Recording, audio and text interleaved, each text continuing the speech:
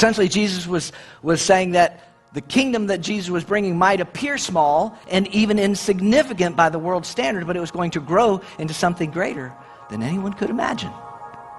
I mean, right? Think, even at its beginnings, right?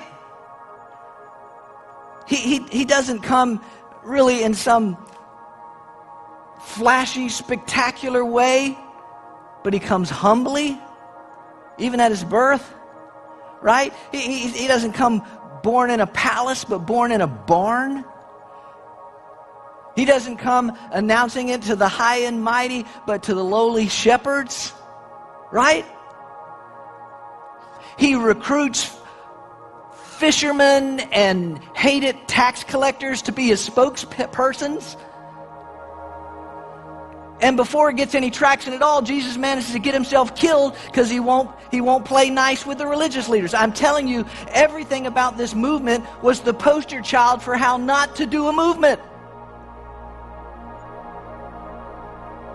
But there it was. There it was. Why? Because it's a work of God. Nobody knows what happens. But when it happens, this tiny thing, this thing that starts out so small, becomes something bigger than anybody could even imagine.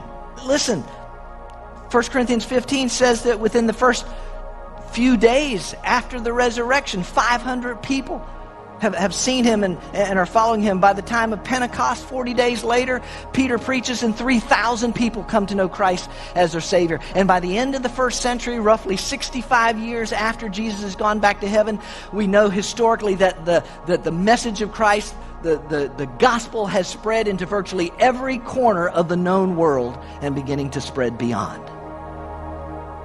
Oh, it's such a tiny thing, but then again, it's not.